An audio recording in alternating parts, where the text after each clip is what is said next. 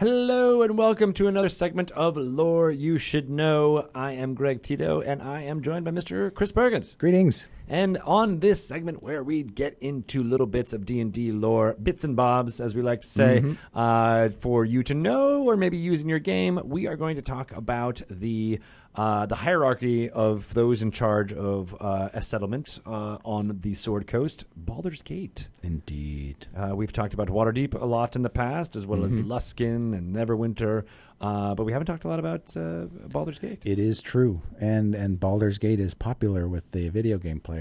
That's true, yes. Yeah. Kate Welch is now playing on right. Welch's Game Juice through Baldur's Gate 2, I believe, which is very exciting. And yeah, I mean, for a lot of people, including our president, Chris Cox, it was they're into the D&D lore. Yes. So yeah, let's dive into that lore a little bit. Absolutely. So Baldur's Gate, which is indeed on the Sword Coast, it's south of Waterdeep, but north of the nations of Tithir, Aman, and Kalimshan. And it's kind of in a pretty cool place because not only do you have the sea trade, but it's right on the river Chionthar, which heads inland toward the inner sea. And there's a bunch of settlements over in that way too. Right. And so a lot of activity happens here. Now, Baldur's Gate started off as just this misty little trade town used by pirates and other traders kind of off the grid, but has grown up into a full-blown city with a wall built around the original town, which has since grown into what's called the upper city. And then expansive areas around that leading down toward the river, which is now called the lower city. And that too is now walled in. So there's like two walls in the city, the outer wall and the inner wall, or the upper city wall and the lower city wall, if you will. Okay. And then there's a sprawl outside the city where the slums are. I see. And Waterdeep. Baldur's Gate has attracted more than its fair share of refugees and other sorts from other places over the years and just sort of collected them in these outer city neighborhoods. But I digress. Were the walls, used for defense? I mean, has it been under siege a bunch? Actually, it's very rarely come under attack. I think Waterdeep's been attacked more than Baldur's Gate has. And so it hasn't, but the walls have never been cast down and the place had to be rebuilt, or the city's never burned down and had to be rebuilt, as far as I know. But these walls are quite old, particularly the inner one. I see. And is riddled with holes and places where really needs to be repaired. Okay. But here's the interesting thing about Baldur's Gate, the thing that sets it apart from all the other cities of the north and the Western Heartlands, and that is, it is a bloody, murderous place. It is a dangerous, dangerous place. Law and order is not the name of the game. The city has 4 dukes that preside over it. They're called the Council of 4. There is a Grand Duke and then 3 other dukes. If they have to vote on matters, the Grand Duke's vote counts as 2. Got it. So that's how the ties are broken. Tiebreaker. And then the next group in the city, in terms of the government, is called the Parliament of Peers. And what it's mostly made up of are residents, particularly the wealthy residents in the city, the money, basically. And nobles in Baldur's Gate carry a special name. They're known as patriarchs. It has nothing to do with gender, even though it sounds like patriarch. There are male, female, and other patriarchs. Got it. And but this council basically weighs on matters. This parliament appears, weighs on matters, and then elevates it to the dukes for sort of the final judgment. And of course, since the government is basically controlled by the rich, there is a huge divide between the rich and the poor in Baldur's Gate. The rich live in the upper city. The poor live in the lower city and outer city and get less attention, less representation, and so they live in very dangerous areas run by cutthroat gangs and a thieves guild called the Guild. But the power is in the upper city, where the money is, and it's a hard line divide. You can't even get into the upper city unless you're a resident or you have a token that lets you stay there until night falls, and then you're thrown out Oh, okay. And the city's quote-unquote military is basically a hired mercenary company called the Flaming Fist. And it's firmly under the control of the dukes. And the dukes, of course, are more interested in the preservation of those with money and power than anything else. So while the Flaming Fist is nominally charged with guarding the city, they're really, really just glorified jackbooted thugs. And when you say guarding the city, it's not guarding against attacks from without. It's technically both. Technically both. They're supposed to protect from attacks from within and without. Okay. But do they operate as the police force? They do. I see. Yeah, so they've got a all-encompassing power thing. Now, there is another police force, technically, but it's relegated only to the upper city, and it's called the Watch, which is a bit misleading in a sense because what they are, in fact, is their only interest is in protecting the patriarchs. Right. So Because they pay them. Exactly. Yeah. That's where the money comes from. Yeah. So the patriarchs get paid. The patriarchs pay the Watch to protect them, and the city pays the Flaming Fist to protect the city. But the Flaming Fist handles themselves like you would expect a bunch of, thuggish mercenaries. Because they are. They are. Yes. Very much. And then is there corruption that goes down? Rampant corruption. And it's not just the rich who are corrupt. Everybody who trying to eke out a living in this city is not above using corrupt methods to deal with rivals. And murder is common. People do not travel around Baldur's Gate unescorted unless they're capable of protecting themselves, because they will get murdered, either just simply for their money or their food or their clothes, or because, hey, that's a patriarch, we don't like him, or we want to send a message to those rich bastards on the top of the hill. So we're just going to, beat the living crap out of this guy. And even visitors and tourists who might come. Not as if there's a vibrant tourism industry in Baldur's Gate. Well, one of the things about Baldur's Gate is because of its location, it is a trade hub. Okay. And you can buy things at Baldur's Gate that you can't get in a lot of other places. Oh, right. So people do come to trade here.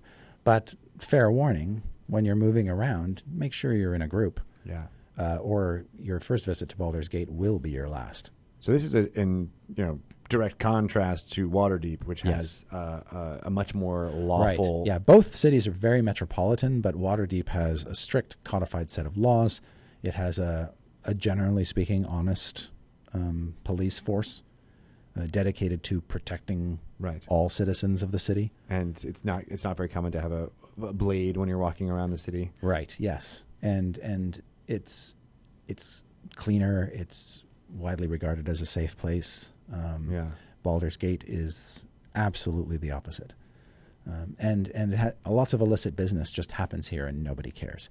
Pirates can sail into harbor and sell their goods and it's like, that's where'd you get this? Yeah. I don't care. Yeah, I don't care. Yeah, I'm just glad you have it. Thank you. Yeah, I'll pay a Here are your top coins, dollar for it. it. Yeah. It's the other important thing about Baldur's Gate is it's not too far away from Candlekeep, which is the Faerun's preeminent library.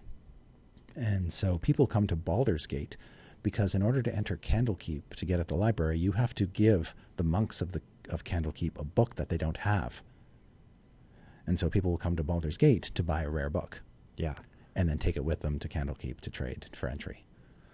Which seems like a whole, cottage industry right there. There is. And there's an industry operated by Baldur's Gate Thieves Guild that basically has muggers waiting outside the city to attack people, to steal the books that they bought and sell them back in Baldur's Gate at a markup.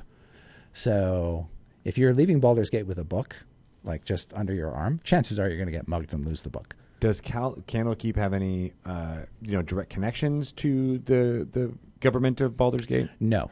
They're independent. Correct. Now, Candlekeep is a self-sustaining fortress. Mm-hmm. It's not just a library; it's actually like a citadel. Yeah. It's a guarded library, and it's got archmages up the wazoo. But it's just far enough away. I think it's about 150 miles south of Baldur's Gate. Oh, okay, that's far enough away that it's not. That's still like a week's travel, really away. Yeah, right? exactly. So Candlekeep doesn't rely on Baldur's Gate for anything, and Baldur's Gate, while it has a brisk book trade, doesn't need anything much from Candlekeep. Now, what Baldur's Gate does need is protection from its neighbors to the south, particularly the nation of Amun. which is a mercantile nation and a very aggressive one that views Baldur's Gate as an upstart and a threat to its trade control of the Sea of Swords. And so what Baldur's Gate did was enter into the Lord's Alliance, which is kind of like a NATO of Faerun.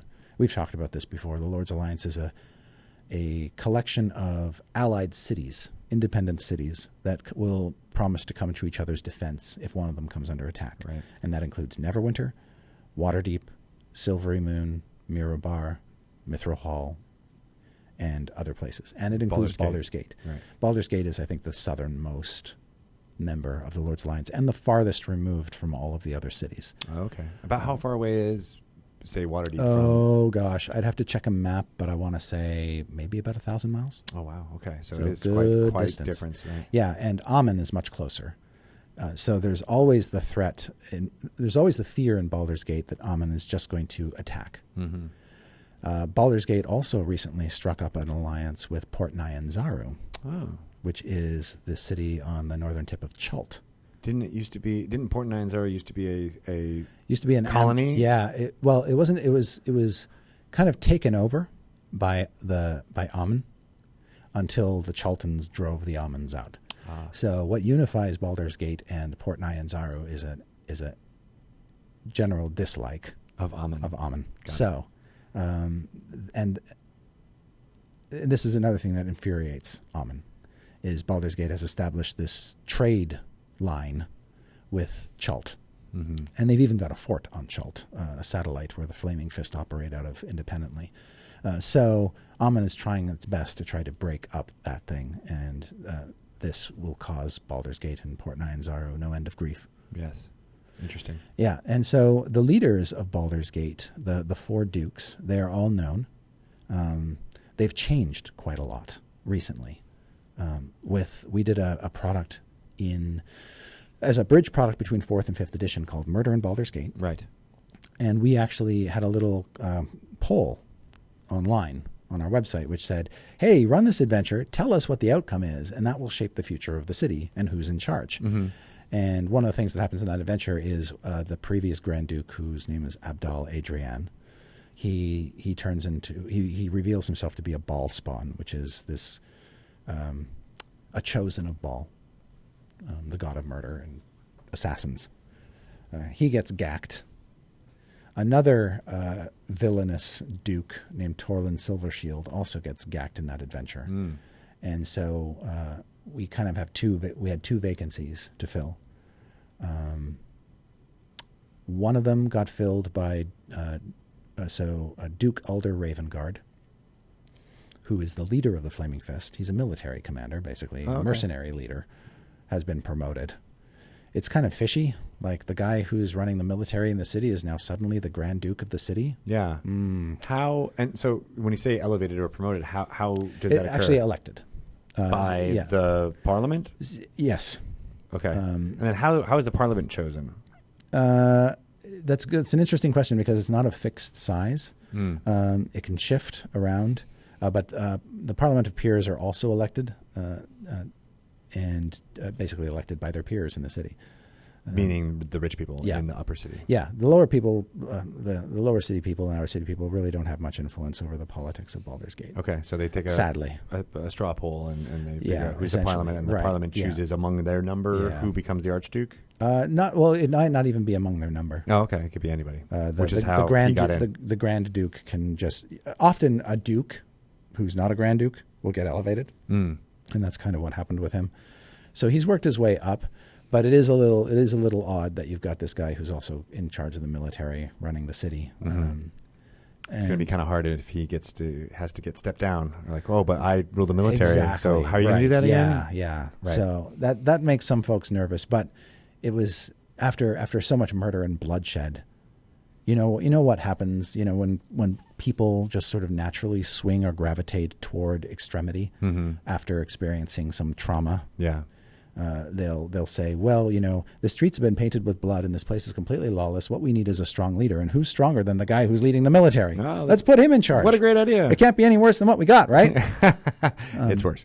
Exactly. So, yeah. Okay, and then who's the other Duke that got the other one that we elevated was Duke Thalamra Van Thamper. Van Thamper. Van Thamper. She is described in Murder in Baldur's Gate, and she's been in the setting for a while, but is a very minor figure. But she was the master of the city's utilities and sewer systems, which you wouldn't think would be that important, but when you really think about it, yeah, a city kind of, particularly a medieval one, kind of needs a good sewer system. Yeah. Otherwise, it literally becomes a shithole. It's like a Tyrion Lannister. Exactly, right. Yeah. So here is this self-made woman who rose from nothing. Her family had nothing. She worked in the sewers, actually rebuilding and repairing them herself. She's a civil engineer. She was a civil engineer until basically she discovered that her superiors were incompetent, and she managed to get more and more authority until she was promoted into positions of supervisors and whatnot. And then eventually the dukes decided, we'll just make you the master of the sewer system and all that. And so she has parlayed that power politically, and with some well-placed bribes, managed to get elected to the 4th ducal position. Is that basically how elections are done, by well-placed bribes? Pretty much. You bribe exactly. You bribe the rich patriarchs, and suddenly they're all on your side, and all of your elected opponents find themselves deprived of financing and thrown by the wayside. So, if you're a dungeon master using these archdukes or the political machinations and murders that happen in Baldur's Gate, what's a good way to kind of infuse that character in your campaign? I think one of the things that's great about Baldur's Gate is if I were running a Baldur's Gate campaign, I might suggest that you sit down during your first session and have the party members decide what's their dark secret, what's their dark thing. The character's dark secret. Yeah. Not the players. Right. What's the character's dark secret that has united them here in Baldur's Gate? Like, did they murder somebody and then cover it up, and so they're sort of bound by this kind of dark pact? Did they try to swindle the guild and things went bad and now they have to stick together, or the guild's going to wipe them out? I think that sort of sets the mood. Some of them might be former Flaming Fist mercenaries who were a little bit too soft on crime and got dragooned out, or I think that in a city like Baldur's Gate, you can either come in like shining beacons and try to bring order to the madness, or you can be part of the city itself and have some sort of dark past that you're either trying to escape from or wrestle with. So you can go either direction. But the great thing about Baldur's Gate is if you get into a fight and people die, if the Flaming Fist shows up at all, they're going to probably just look at the situation and say, okay, everybody pay us, 5 gold. Great. Now just throw that corpse in the harbor. And that's it. Yeah. There's no tribunal or trial. Right, exactly. Or anything like that. Right. Yeah, all right, clean it up. Exactly. Yeah. Oh, it's basically just grift and corruption all the way. Right. So that's there's a lot of liberty and empowerment that comes from there. If you have a murder hobo party, that could be an absolute delight. Yeah. If you have a party that's not a murder hobo party, that feeling of, we can at least kill our enemies and not have to worry about being arrested. Whereas in Waterdeep, if you pull a sword out and you attack anybody, you're going to get imprisoned or sentenced to hard labor. Yeah. Stuff like that. It's almost no tolerance. Which is very interesting. I mean, and running a Waterdeep campaign right now, it does feel like, okay, no, you can't just go around and even insulting people or right. feeling like there's consequences to your actions. But in Baldur's Gate, the consequences are immediate. Yes, exactly. Yeah, and as long as you're, and most players are competent fighters, as long as you're a competent fighter, you can have some autonomy. Yeah, but the one thing you'll know, the best thing about bringing to life in Baldur's Gate is the sense of disparity between the rich and the poor. Yeah. The poor loathe the rich because the rich live in their high houses, literally, and they don't share the wealth. Yeah. And everybody else is forced to basically kill each other for scraps, fight over what's left. And finding a way in a campaign to bring justice to that kind of situation, to raise the voices of the people and to protect those who can't protect themselves, it's ripe ground for a campaign. Have there been kind of populist uprisings of the poor of Baldur's Gate in the past? That's interesting to say. Yes, to an extent, not to the extent that the whole city has been burned to the ground or anything, but whenever the poor do get riled up, the patriarchs have at least been smart enough to find a way to diffuse it. The Grand Duke and the Dukes as well, tax relief or some sort of festival or something to diffuse the situation has always managed to sort of keep the city from imploding. But it's still, to some extent, a powder keg. All it would take, really, is like a plague or some other calamity left unchecked that would probably drive the people to storm the upper city and slaughter every patriarch in every house there is. So that is while the rich hold power, it can be tenuous. Right. Interesting. Luckily, the chance of disease isn't as high because of the well-maintained sewer systems. Fair enough. Yes. Nice. Yes, true. All right. Excellent. Well, if people want to ask you questions about the hierarchy and the archdukes and the current government of Baldur's Gate, how can they get in touch with you? I am on Twitter at Chris Perkins DND. Excellent. All right. Well, we'll be back with some more fun lore and/or other segments in the future. Thank you very much. You're welcome. You're welcome. I don't know what I'm talking about. Awesome. Good stuff. As always, thank you, Chris, for taking the time. And we are going to conclude our Twitch broadcast of Dragon Talk right now. We've got lots of fun stuff planned for the weeks to come. I believe, Chris, you just told there's a guest for Dice Camera Action on Tuesday. I told you that. You told... I haven't told the world that. Can we tell the world now? Sure. All right. Amy T. Falcone. Yes, she'll be on our show next week playing her Acquisitions Inc. character, Walnut Donkgrass. I know. I was going to say Walnut, and I don't remember that. Yeah. But that will be awesome. So look for that next Tuesday at 4 p.m. Pacific time here on twitch.tv. Hopefully they'll also be saving waffles. Hopefully. Yeah. Yes, fingers crossed. Fingers crossed. I'm quite hungry, so I think I'm going to be eating some waffles very soon. But again, thank you, and we'll be back with more fun stuff this whole weekend as well as next week. All right, see you then. Bye-bye. Bye.